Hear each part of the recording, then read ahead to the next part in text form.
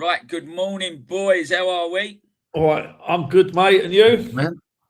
Oh, I'm absolutely ecstatic. As you know, my West Ham, my team, got a very unexpected win yesterday, 3-1, and an absolute stormer of a goal from young Fernandez, who really is turning out to be a good player. It's quite funny, really. He hit the ball with his right foot, went in the top left-hand corner. It reminded me of a goal. You're like this one, Robbie, that Manuel Lanzini hit with the outside of his right foot, and it went in the top corner against Tottenham, who were 3-0 up against West Ham in 15 minutes. And West Ham got 3 goals in 8 minutes, but it was nigh on from the same place. So, yeah, it was really a good turn to season round, I suppose. 6 points in the last 6 games, although Burnley nicked a point, didn't they? Spurs looked like they was going to win it at one point. So I think what we'll do, boys, is we'll start off with the league. But as first, Charlie. Charlie got a bit of good news this week. Charlie, yes?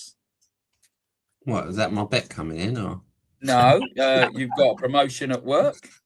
I did, yeah. Yeah, Charlie got a promotion at work. He sent me a nice, the company had wrote a nice piece about Charlie. Beautiful picture, you know, and I've had such bad news, and there's just been things around me, you know, just recently where things hasn't gone the way we wanted them with results and things. And it was such good to see that. Yeah. So good. And Charlie won 500 quid on a bet yesterday. So that was even better, wasn't it? Nice one. Cheers on you, mate. Yeah. Well, maybe we'll have a pop over to Poland, Charlie, me and you, and we'll go and see Robbie, have a couple of beers. Yeah. Wait till it gets warmer. It's minus 14 over there. Yeah, you might want to wait a few till Yeah, spring. I'll wait a bit. Robbie, how are you, mate? Yeah, no, I'm okay. I mean, yeah, it's cold but busy, but it's how it is. I've only got a couple of weeks, and we've got a 2-week holiday here from school, so I'll have a break and probably watch more football then. Yeah. Well, I ripped my kitchen out yesterday. The wife wants a new kitchen. You know what they're like. So I ripped that out. It's quite funny how it comes out so quickly, isn't it? You know what I mean? To get the doors off, like lift them up, off they come. And today, I want all new tile, all the tiles have got to come off. Oh, mate. And can you rewire it here? So, yeah, got a job lot of work. Guys, it's been a funny week, really. I do want to start off. I see a bit of a podcast from a Liverpool fan yesterday. And basically, they want Arne Slot out. Now, he won the title with Liverpool. Oh, no. We talked about it last week. They want Arne Slot out, and there's rumours, believe it or not, that they're going to bring in Xabi Alonso, who was at Liverpool. Charlie, can you give us some stats on Liverpool? Because they're lying fourth in the league, and yet it's still not good enough. Well, if I said to you, if there's a team that's won 5 games out of their last 18 Premier League games, where do you think they would be in the table? Same place as West Ham, probably, yeah. But yet they're fourth. And it makes, I mean, I don't know if that just goes by how bad the league is. Probably has something to do with it. But yeah, but they're still fourth, but they're just not looking good, are they? You know, they have spent a lot in the summer. Most of their new signings, it hasn't really worked. I know Isak ended up breaking his leg, but he didn't really do much before then. But the football's terrible. The results are terrible. And I think what with Alonso becoming available, I think they're now thinking, well, time for a change. Robbie? I find it fascinating as a fan that literally, what was it, 5 months after winning the title, that they're all screaming, blaming the manager. What about some of these players that technically won the title? They don't get the abuse. They have spent a hell of a lot of money on a forward line. And as a Chelsea fan, I've had that for years. You buy the league, you buy this, blah, blah, blah. They spent about $500 million on an attack that ain't worked. So, no. You know, they need to change something. I mean, I hope they don't, obviously, but I think he's doing a marvellous job this year. But I think they're still around. You know, they're not going to win the title this year. That's only going one way, in my opinion. But there's still a chance of Champions League football.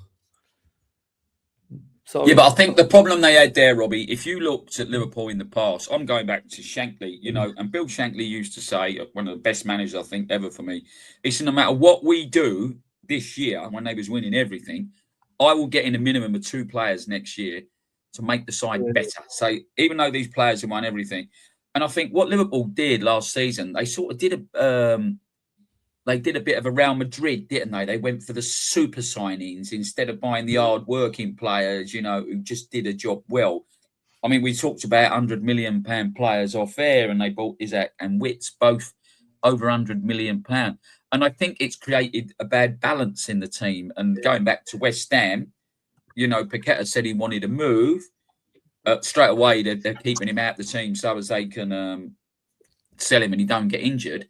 But just by pure luck, they brought in Thomas Souček, who no one likes, next door to Fernandes, dropped Freddie Potts, and it's brought a balance to the team. And you know, you've got a bit of experience there. And I think what Liverpool have done also upset the baby up front, didn't it? Salah, you know, through his dummy at the pram, wrote a big thing because he's no longer the superstar, is he? He's no longer the big thing. And there's just no balance in that team anymore. And there's no fight and no togetherness, I don't think. No, yeah, I agree. I mean, I think, look, we won the league like 3 years in a row, bought Veron, bought Van Nistelrooy, and it just upset the balance of the team. You know, the next season, we didn't win anything. You know, we was always trying to find the right position for Veron, and he played the team around Van Nistelrooy to get the best out of Van Nistelrooy, but it definitely upset the balance. It can happen.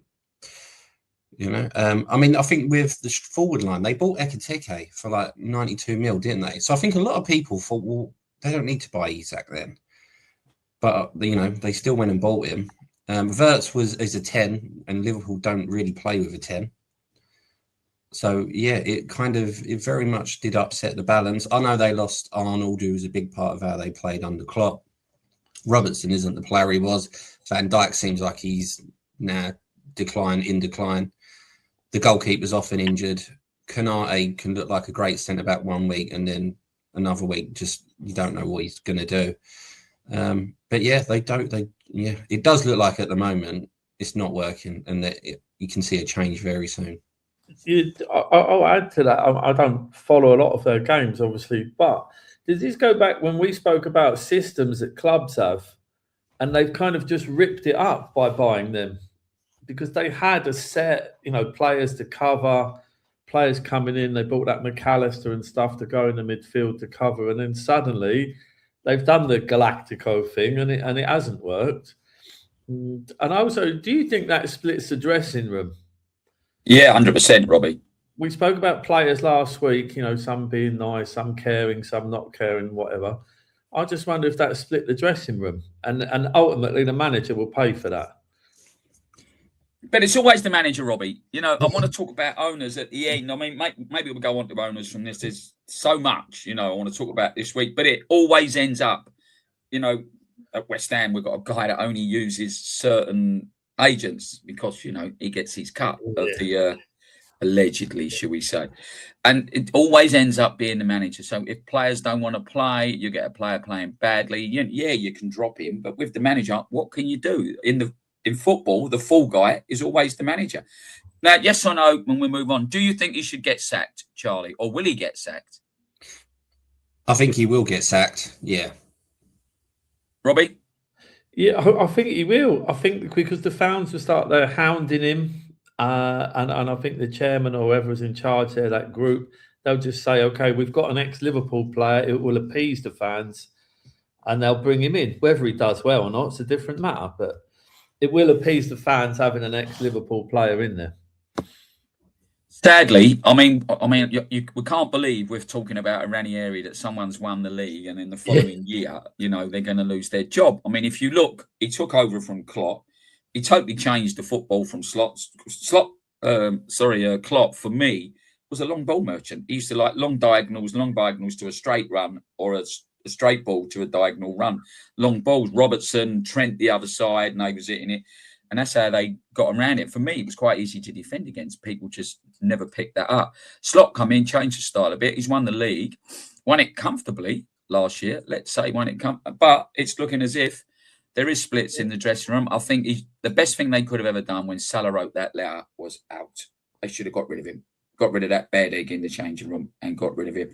And sadly, I think you're right. Right, let's go on to owners. We just spoke about Liverpool, and it's the manager who always ends up the fall guy. There is absolute protest after protest going on over West Ham that they want Sullivan and Gold. They left Birmingham in a terrible state, and eventually they got West Ham.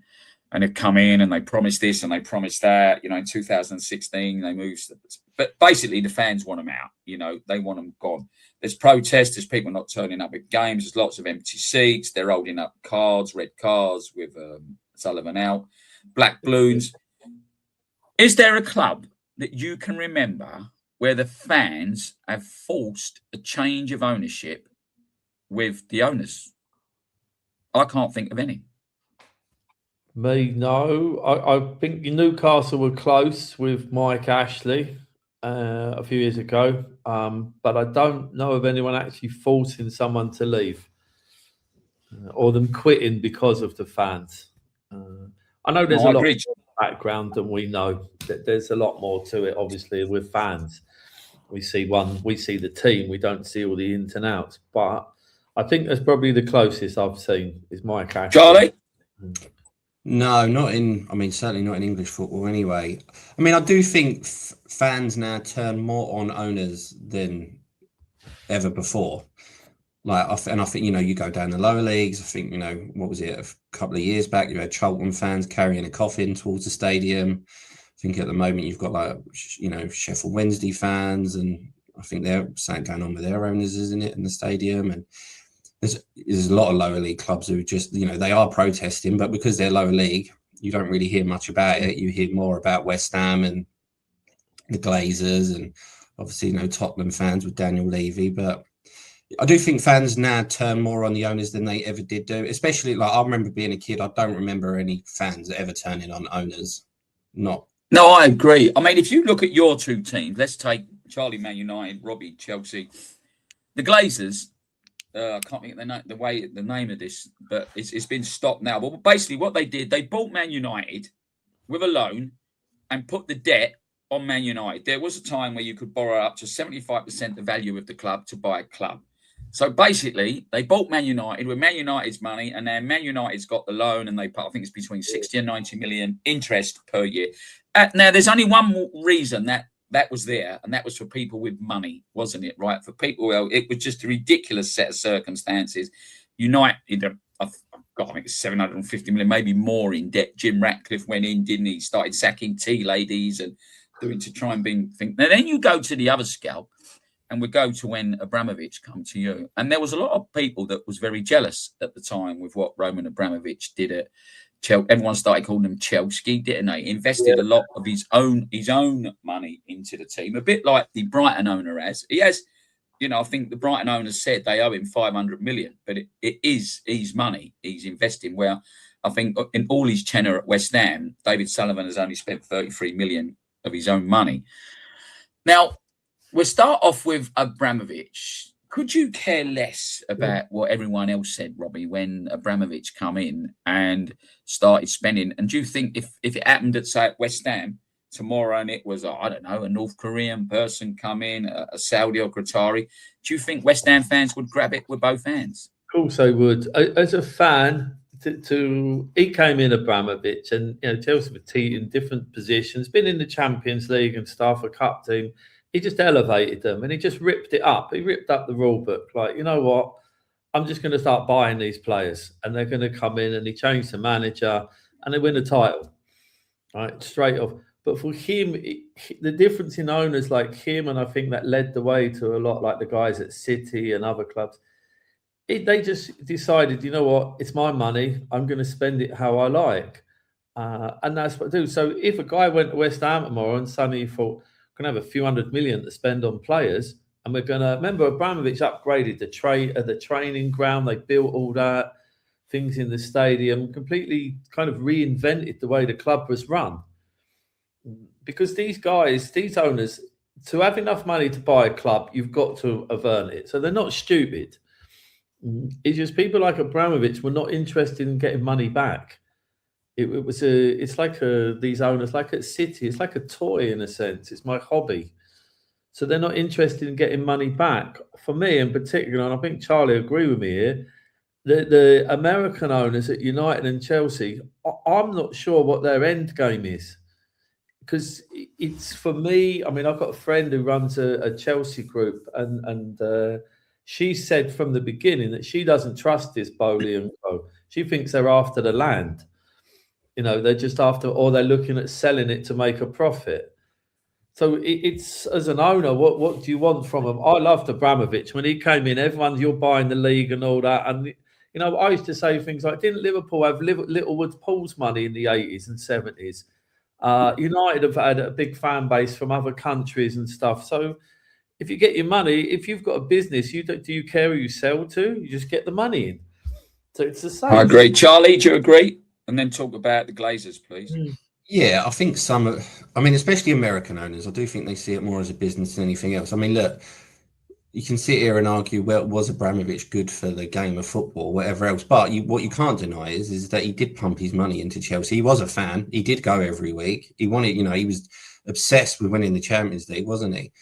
I mean, the thing is, I was kind of reading something about the Glazers, and the main reason why they don't sell is because they think that Man United could be double what they're worth. Mm-hmm. And, they think that what they don't want in their minds, they're thinking, well, yeah, but we could sell Manchester United for 6 billion, but in 10 years' time, with the way football's going, they could be worth 12 billion. And that's their mindset. You've got owners who are not actually interested if a team wins anything. It's more how much, the commercial value, how much things can we sell? So, look, I think if you have a rich owner, look, if you it's quite lucky if you do, didn't you? But it's the right one. I've got to tell you guys, I am extremely worried about the amount. We've got 11 American owners now in the Premier League, and it's, although I don't like the be all and end all because I love the Championship, the first, second division. We will do a show on it, right? But I've studied this to get into American football, to buy into a franchise, American football. It's 500 million, $500 million, yeah, and they get 500 million viewers, right, a week. The Premier League gets 6.4 billion viewers. Yeah, sorry, not. Yeah. It brings in 6.4 billion a year, and it gets something like 10 times fold the viewers around the world, yeah. But to buy into a football club, into a Premier League, it's so much different. It's so different. You know what I mean? I've got the figures. I've looked into it. Now we need 14 people to vote one way to change the rules in the Premier League. I really hope someone has got the savvy up there now that they start saying, hold on a minute. We don't want four halves. We don't want girls with pom-poms on the pitch. We don't want water breaks every 5 minutes. I'm telling you, the Americans, it's an easy in. They're franchise mad over there. They'd franchise themselves. They franchise their wives and kids in America. You know what I mean? But I'm telling you, they are the ones that, as much as the man who bathes in Watsits is causing trouble all around the world, they're the ones that worry me more than anybody else. Next week, I'll have the figures for you, the exact figures. But it is worrying because it's easy in, and there's a lot more money in the TV rights. Hence, like I said, now you're starting watching football on Amazon, and you're starting watching TNT is American, and there's a lot of other clubs coming around, and that's the big worry for me. That the money, they should change the rules. It gets drip fed all the time, going down. Boys, I want to. There's a couple of other things we've gone on again. We ain't really done much. We spoke about the players that went into Liverpool, that went into. That paid 100 million for. Charlie mentioned Isaac. We played Florida and Wits. There's been a few players, only a few, that's 100 million. I want to know if you thought they was a bargain or not. We've got Isaac, Rice, Fernandez at Chelsea, Caicedo at Chelsea, Grealish, and Wirtz. We can't really go on about Isaac because he broke his leg, but yet again, we thought he buzzed the balance of the team up.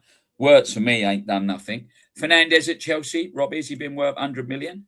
When he first came, I was trying to work out why they paid that much for him, to be honest. It was a bit of a misfit in his position. I don't think anyone really knew where to play him. Instead of looking at that Argentina team that won the World Cup and just stick him in the same position, he was playing all over the place. I do think he's better a bit more forward. However, probably within the last 7-8 months, I think his character's changed a little bit. I don't know if that's a cultural thing or whatever, because I felt it was just a stepping stone for him to get to Madrid or Barcelona. And it might well be. But in the last, say, few months, he really has come on. He's starting to try and play like a captain. He's not controlling enough games for that kind of money. but then you're comparing him to other players we've had in the past. So, but he started to control games and he started to play really well, and he's putting his heart out there. So as a fan in the last few months, like, you know what, this guy's working. And Caicedo is the other one, again, when he arrived with a massive price tag. And I think he was a bit overwhelmed because suddenly you've gone from Brighton, where you can play and be free, to you're now under pressure to win every week. But if you see him this season, when he doesn't play, it makes you worried about the game. I agree. Charlie, will you take Grealish and Declan Rice where they were 100 million? I don't think Grealish worked out to be 100 million. I think he had his good moments at City, but I don't think you ever watched him and was like, he's a £100 million player. With Declan Rice, I think he's the one where people are not really talking much about his transfer fee, but I'll still look at Declan Rice and I still think he can go up another level, maybe 2 as a player. I still don't think he's found his right position at Arsenal. I think he played a little bit further back at one point. I've seen him play a little bit further forward. I'm really look, if he goes and takes Arsenal to winning Premier Leagues and whatever else, then I don't think you can knock his transfer fee, can you? But I very rarely does a big money signing ever work. Even if you go over to Europe, Coutinho to Barcelona, 140 mil, awful. Eden Hazard to Real Madrid was just one of the worst signings ever. Worst signings in history, Madrid. Yeah, I mean, Ousmane Dembele, when he went to Barcelona from Dortmund, he's been better at PSG than he ever was at Barca. I mean, all right, he was a bit hit injury. Didn't he win the Ballon d'Or? At PSG, though, he didn't win it at Barcelona. And the Barcelona, he was like over 120 million, I think, or something like that. I mean, they bought him as a teenager, but very rarely does it ever work. I mean, Pogba at Man United, he was okay, wasn't he? He was, it wasn't. He weren't worth 90 million. And you spoke about Veron. Veron, when he come in, Sven-Goran Eriksson had voted for him as his World Player of the Year. And he just didn't like the physical side of the game, did he? They got at him and he just didn't like it. No, it was too quick. I do want to add that £100 million players, we're talking about midfielders and defensive ones, not strikers. There ain't none out there, Robbie. What would a Van Basten be worth in this day and age? Oh, I don't think you can count that. But, no. If right now when I look at strikers, there's someone like Haaland's going to cost, will probably be 200 million in a way. Do you think he's a good footballer, Robbie? I think we spoke about this last week. The thing is with him, he's going to score your goals. He touched the ball twice against us and scored. So when you're looking at a game, the rest of the team, it depends what you do with him. I think he's a fantastic goal scorer. I do think he's a bit of a baby with it, but he's winning. And I think when City won that treble that time, he should have got the European Player of the Year, in my opinion, because they won everything and it was his goals. So if you've got a guy who does nothing all game but sticks the ball in the net and you win the game, then he's a good player. Oh, I got you right. Guys, I just want to... You brought up Argentina there, Charlie. Someone messaged me after the... guys, if you've got any comments, please write the comments. Please like and subscribe. This is our second podcast. It don't cost anything to like and subscribe. And I got a phone call off someone, and they said that you and your boy said that Cruyff didn't go to the '78 World Cup. So I think you're wrong. I said, well, I'm sure we was right, but I'll look into it. So I just want to say that I looked into it, and he didn't go. It was for the human rights issues, but also when he was at Barcelona, his family had nearly been kidnapped. And he was worried about his family as well. So that was the reasons that Johan Cruyff didn't go to the '78 World Cup. Right, I'll tell you something now, right? I don't follow European football because my life as a kid, I lived in Wapping. My mum had this little Roberts radio. It was red, right? You didn't get any live games there. And it had this gold braid speaker with like a white handle. And we used to have a porch in this block of flats. And every Wednesday night, me and the kids, we would go in, we would find out where there was a European game on. Predominantly, it was either Arsenal, Liverpool, or Leeds at that particular time. And I would sit and listen to and you always wanted then, it's not so much now, because people don't like to want other teams to win the European Cup. But for me then, I always wanted English teams to win what was the European Cup, yeah? So you only got the team that won the league, went into the European Cup. And I loved it. I sat there, we'd always listen, trying to get everybody on. I went to watch a game this week. I couldn't believe the amount of games. I've actually lost track. So, Charlie, could you describe what's going on with this tournament, and is it just a money-making farce now? It's a condensed version of the European Super League that the Real Madrid owner wanted, essentially, isn't it? I mean, it's a league of 36 teams. You don't play all 36 teams. You play. It's still seeded. You still only play 8 different teams. But the top 8 go through. They miss the round. They go straight through to the round of 16. And then you've got 9 to 24 that have a playoff amongst them to get into that round of 16. And then the rest just get relegated, get knocked out of Europe altogether. The one thing I do agree with is that no one now drops into the Europa League. I hated that rule. So I'm glad that don't happen anymore. It keeps it interesting to a certain degree. I mean, if you love a football bet, when you've got 18 games all kicking off at once. And I think there's still a few places to play for in terms of who can finish in the top 8, who gets in the playoff. But I think PSG finished 15th last year in the league. Liverpool finished first. I think they only lost 1 game, they won 7, and PSG went on to knock Liverpool out in the round of 16. So in terms of where you finish in the league, I don't think it matters too much. But yeah, look, I think a lot of people, it's either a love or hate kind of thing at the moment. But it doesn't seem like it's going away anytime soon. Robbie, is it truthfully, as they call it, a Champions League now? Truthfully, or do you think it should I think it is a European Super League. And I do believe a lot of it is about money. Yes, you want to win it, and qualifying for it is worth 20 million euros. So, you think for a smaller club, or like I'm in Poland, say a Polish club qualifies, that's a hell of a lot of money for them. But when you look at, we've won it twice. We weren't champions either time. All right, but I'm going to take winning the European Cup. But I don't. Robbie, didn't you sack a manager after winning the European Cup? Abramovich did. Yeah, he sacked one before. Who was it? Di Matteo. Di Matteo, Robert Di Matteo came in and won that and the FA Cup. And then he got the boot later on because they had that system. We spoke last week, and even these Americans came in. They sacked Tuchel quite early on, but I don't think that was football related. I think that was because of the way he worked, because he'd won that with them.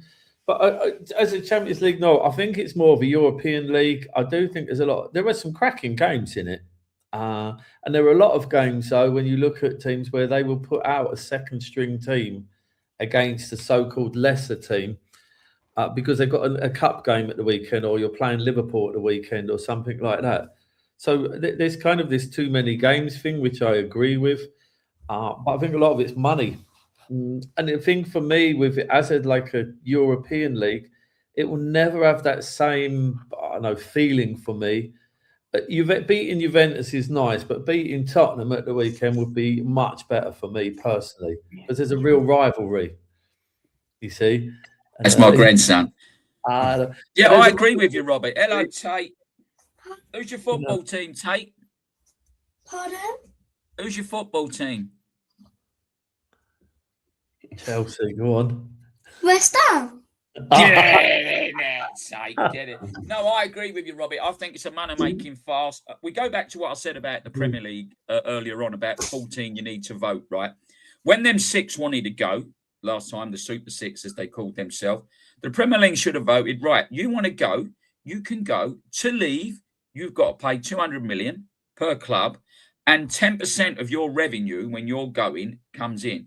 If you want to come back and you're not happy with it, traveling all around the place, the fans, you start off back in the conference or 4, and you have to buy yourself back. I'm telling you, and that because then the money keeps dripping down. My main concern with football is that there's a small group of 20 teams now, and the money's there all the time. Yes, it gets drip fed a little bit into the championship and a little bit. It's worth more money winning the playoff game in the championships than it is winning this European Cup. I'm going to call it the European Cup, guys. I looked in the because of what I looked at with all the European games. I then looked at the Conference League, which we won. I didn't even know. I'd say more than 50% of the teams I've never heard of, and I've loved watching football. Yeah, no, I mean that's the thing. Like when Chelsea was in that last year, I think. I mean, I was like, I had Chelsea down to win it because I thought if they don't win that competition, that's an embarrassment. Yep. With the squad they had, but Chelsea was able to change their entire team and still kind of, you know, especially in that group stage, and still qualify quite easy and get, and you know, I mean, look, 4-1 in the final. But yeah, I mean, the Conference League, you don't hear of it like hardly anyone in that competition, do you? But whether it's league or like, you know, whether it's money or not, I do feel like having a European competition. You say West Ham won it. The chances of West Ham winning a Champions League is very slim, isn't it? So why not create a competition where, you know, maybe like the middle teams can win it? Yeah, but listen, Charlie, look, I think it takes away a lot, right? All we hear is the players are overworked, the players are overworked. When someone sent me a video yesterday, right? I don't know if I sent it to you, Bo. It's back when we were kids, and we went out with a football. We kicked it against the wall every day. We played all day. We got up the next day. We played all day. You know, yes, they train for an hour, 2 hours of a morning. Yeah, they got to travel there. It don't matter what sort of team you're in. Going back to when I used to manage Charlie's team, I used to take Charlie off, like, so as I could get someone else on, so you didn't upset other parents. All you want to do as a footballer is play football. We're too tired playing 2-3 games a week. If you ask any footballer, they would rather play games. Now, there was a situation yesterday on the West Ham game against Sunderland. I can't think of the Sunderland guy's name, but he had one hand wrapped up. You know, it was proper wrapped. And he took a bad fall. It clashed into his other player, broke into Summerfield and went down. And when he got up, you could see he was in a lot of pain with his hand, a real lot of pain, you know. And he was, anyway, the manager took him off. He threw his dummy at the pram, right? And proper threw his dummy at the pram. And then the camera, it was on TNT yesterday, the camera kept going over to the bench. And then for whatever reason, the camera wanted to keep showing Grant Xhaka. He got dropped, by the way, by Sunderland, having a round with West Ham fans. And it got quite heated. One is the cameras shouldn't do that. The cameras should concentrate on the football. But do you think once the manager says, right, you've got to come off, whether you're liking it or not, he's doing it for the team. In fact, I mean, I think it was it Sarri who was your manager who wanted the goalkeeper off? Yeah. And he wanted him off. And he went, no, I'm not coming off. And he refused. Should the captain then have gone over, picked him up and gone, the manager wants you off. He's doing this for the best of the team. That's the thing. You're a team player. I mean, who was the goalkeeper, Robbie? Kepa, that was Kepa. He's where is he now? Bournemouth, I think. He's at Did Arsenal. he not want to bring someone on because he was better penalty saving?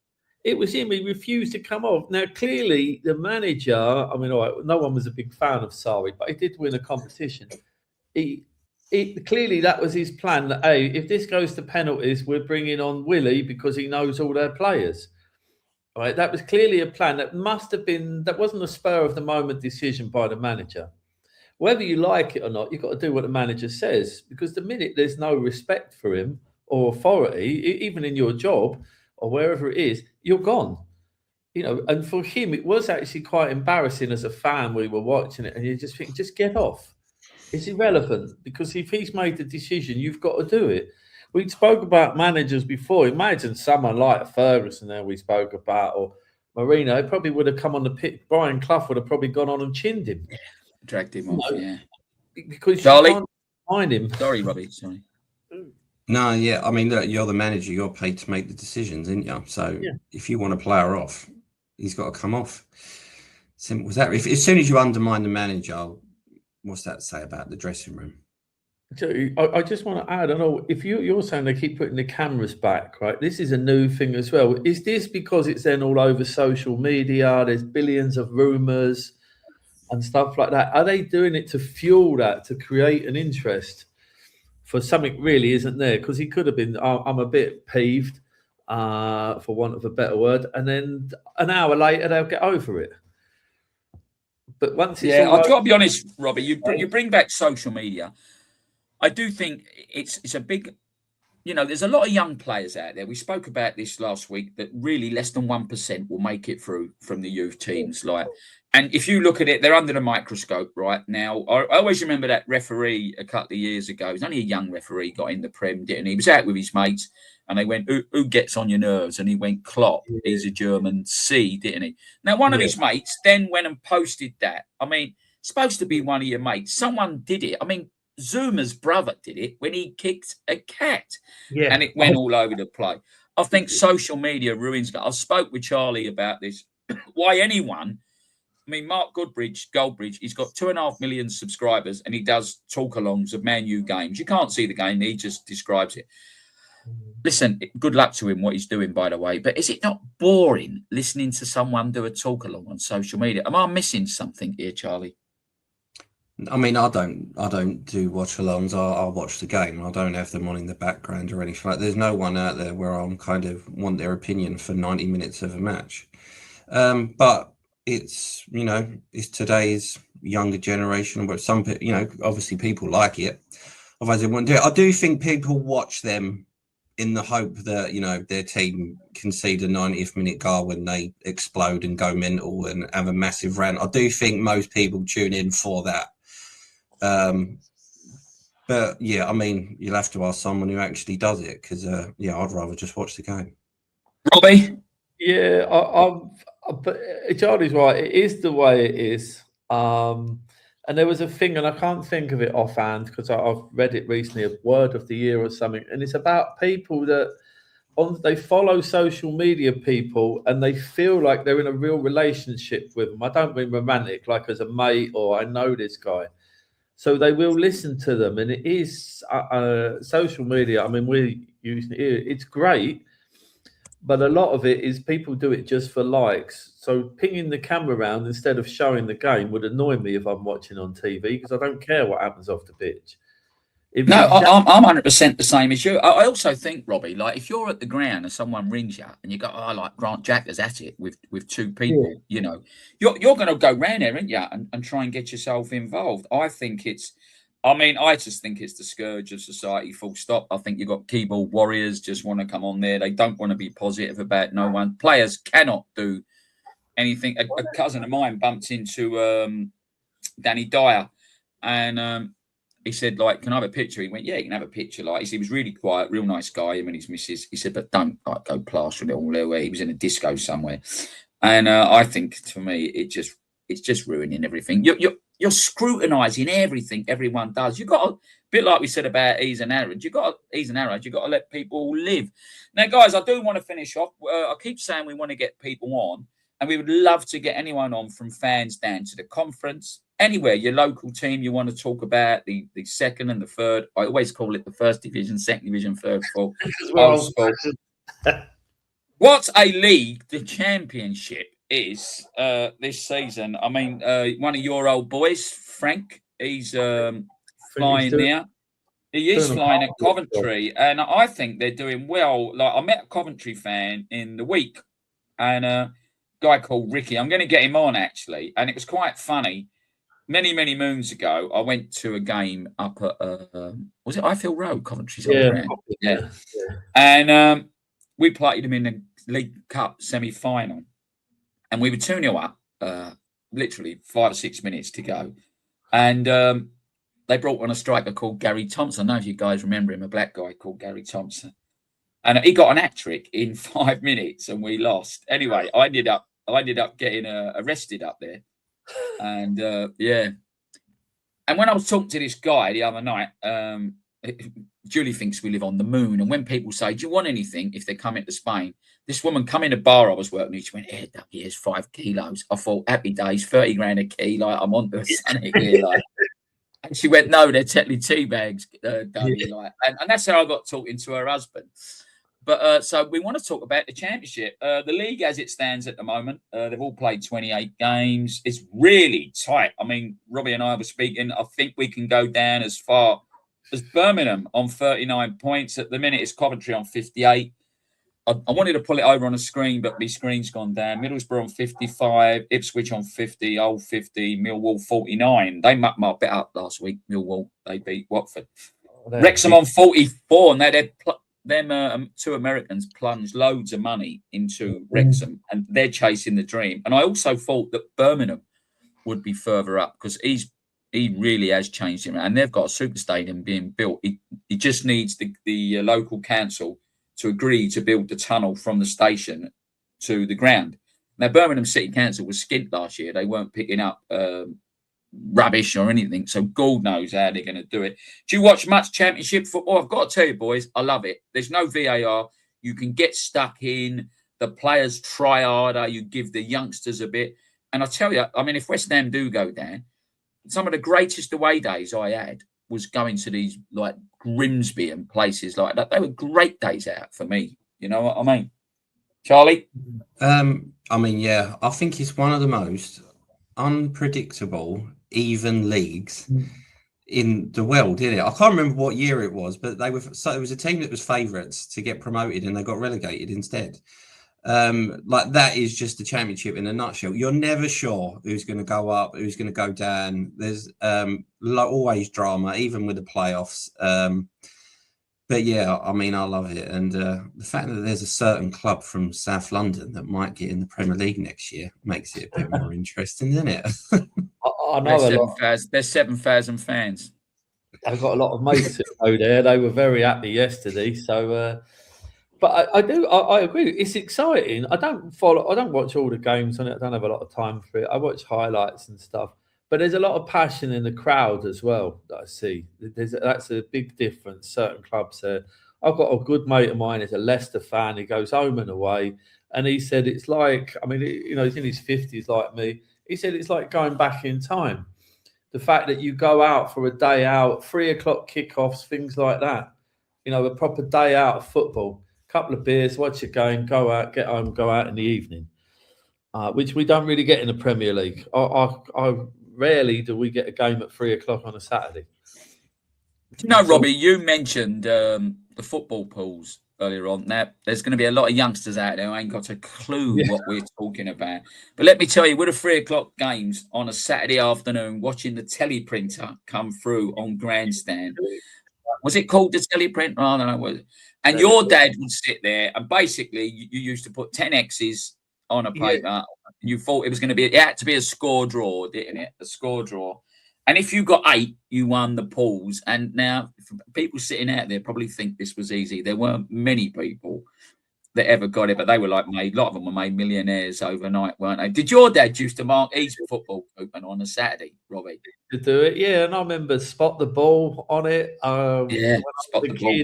Because you're just guessing it, and you got to go. So, I mean, I did a bet yesterday with draws in it, and your lot messed it up for me. So that's the end of that, right? I put West Ham Sunderland down as a draw. It's hard to predict a draw, but going in, it is. You know, sorry, going back to the Championship, Charlie said, it is really unpredictable. I've got a good friend who's a Derby fan, and you know, 1 minute they're talking about getting relegated, the next minute we might be in the Premier League next year. Coventry were miles ahead at some point, and I do think they have a lot of games, and it catches up with the squads, doesn't it? I think this second half of the season is massive there. But I do think the playoffs, when they came in, people complained about it. However, if you look at that table now, then playoffs are keeping that league alive in the sense that, hey, we're in 12th position and we could be in the Premier League next year. Yeah, I agree. I love the Championship, Robbie. I think it's great football. And I mean, as for Millwall, I mean, I want to go back. There's 2 things I want to finish off with, really. I mean, years and years ago, there was a Dockers strike. And I don't know, it was the Millwall Dockers went back and the West Ham Dockers, you know, from East India Dock, they got the ump, you know what I mean? And that's where the rivalry comes. Who do you class as your real rivalry? For me, right, at the moment, the team I want West Ham to beat, right, is Arsenal. I mean, I never thought as Millwall as a rival because I don't play them enough. Charlie, who's your main rival? Do you think it's Liverpool? I mean, all the Leeds fans, my wife's a Leeds fan, and she says because of the War of the Roses, they always want to beat Man United. But I said, you don't play them enough. Charlie, who do you think's your rival? Oh, Liverpool. I mean, it's only Man City have only really come into it because of, you know, how big they've got, you know, how successful they've gotten. But it's always been Liverpool. I mean, obviously at one point, you could say our main rival was Arsenal when we were both going for the league and stuff. That rivalry is, dead in the water now. It'll always be a big Premier League game, but as a terms of a rivalry, it's not there. So yeah, but Liverpool's always been there. Both clubs have similar histories. But yeah, Robbie? Well, it's going to be Spurs, isn't it? I mean, you want to beat every team. Leeds, if you ask my dad and that, it's going to be Leeds first of all. But I wasn't, I'm too young to remember that. So that was big. And the Spurs one's been on basically all through my life. It's just a team, you just want to beat them, And we did go on some massive run of 28 games or something once, 29 if I'm wrong, whatever, of not losing to them, and it was funny. Even if we weren't playing well, you could turn them over, and it was a great feeling. And it goes back to my Champions League or European League or whatever. You can't get that feeling beating one of them teams in a league game, because it's a nice win, but it's not the same. And you think of your mates as well, support different teams. Yeah, I'm going to tell a story here, Robbie. When West Ham played Blackpool to go up into the Premier League, I went out around town. I went into Benidorm and walked around town, and I had a West Ham top on. Julie did, Jack did, my mum did, blah, blah, blah. We met a few friends who had their Blackpool tops on. Anyway, West Ham beat Blackpool 1-0, went up. So we stayed out, you know what I mean? And that evening, Chelsea was playing in the Champions League final. So we walked in this bar. It was quite full, all British people. I was the only one that wanted Chelsea to win. When they come out, and then, they was losing 1-0. Drogba got the header near post it, and he left on, and then he scored the winning penalty. If Tottenham was in a European final, playing a European team, would you want Tottenham to win? I would. Why are you two laughing? Not at all. I'd want them to get absolutely smashed, but, that's a Johnny, if Liverpool was in a final then, would you want them to win against a foreign team? No. Yeah. I want to put that as nicely as possible. So there is. I mean, I spoke to some Hearts fans in the week who are winning the Premier League in Scotland, but they've just lost their striker, and their captain has just got a bad injury. And they were the same thing. They went, "We don't want the others to win."